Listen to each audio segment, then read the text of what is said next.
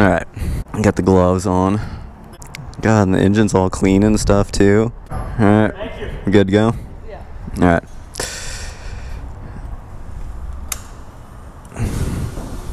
Oh my god, that is a lot lower.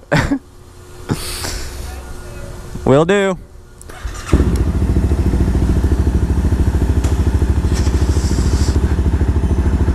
Alright, what is going on, everyone? So if you saw my last video, I talked about how my friend Katy, we took her bike in to get it lowered, and she has finally got it back. So this is actually my first time ever riding a lowered bike, and oh my god, does it feel weird.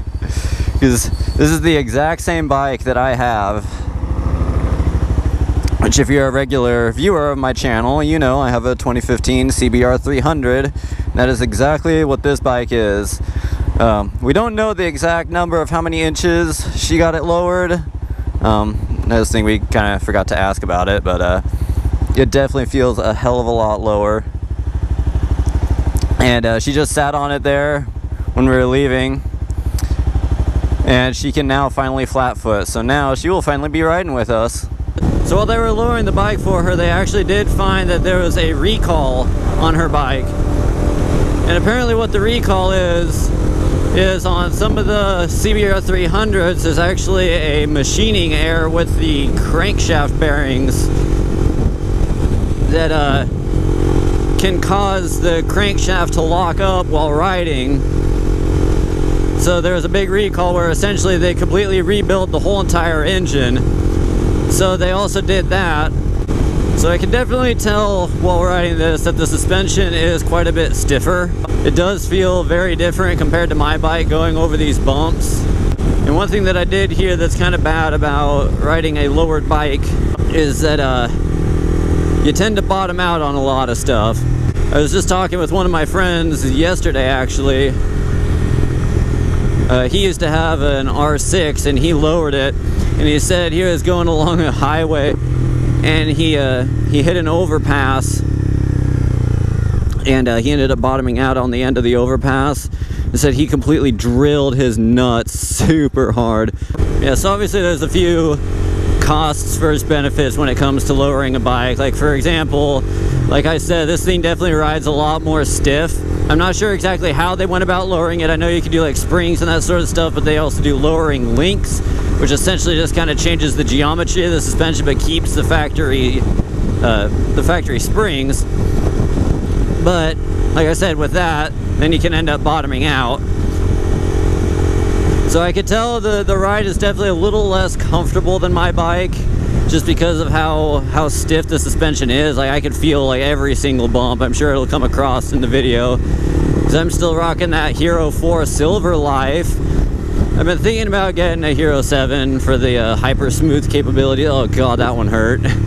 Another thing when lowering your bike, you do need to consider a different kickstand or shortening the kickstand, because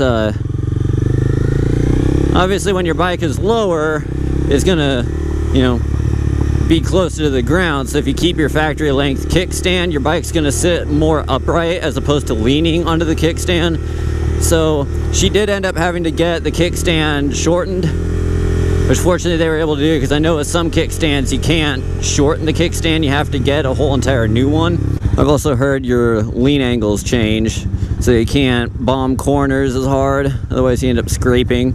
But like in Katy's situation, she pretty much had to get it lowered, because she is significantly shorter than me.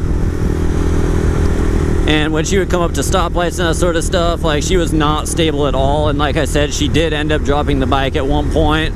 So it was pretty much unavoidable for her. She did have to get it lowered, because she just did not feel comfortable keeping it the factory height. Like she was completely on her tippy toes. You know, obviously there are some people that can make that work, you know, some stronger people that, you know, they may be shorter, but they can handle a bike on their tiptoes. But overall, I mean, like, other than, like I said, other than bumps being a little stiffer, I mean, it handles pretty much exactly the same. Like, I'm not noticing all that much difference with it. as opposed to my bike, as far as like turning and that sort of stuff. I mean, you know, I clearly don't bomb every corner, leaning all the way over and scraping my knee, but yeah, so like as far as actually riding, I mean, I'm not noticing all that terribly much of a difference. Now when I come up to like an intersection like this, I can definitely tell it is very, very low. Oh, holy shit. That guy's wheel completely came off. He was sitting on his brake drums.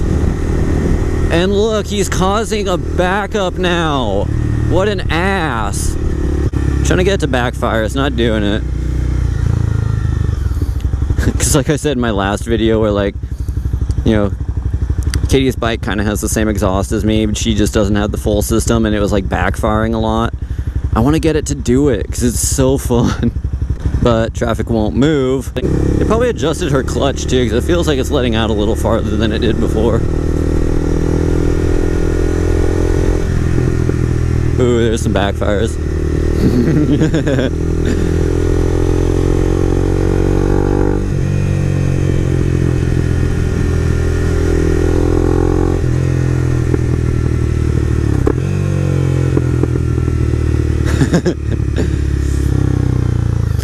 Yeah, so I'm gonna wrap this video up, make it just kind of a quick video.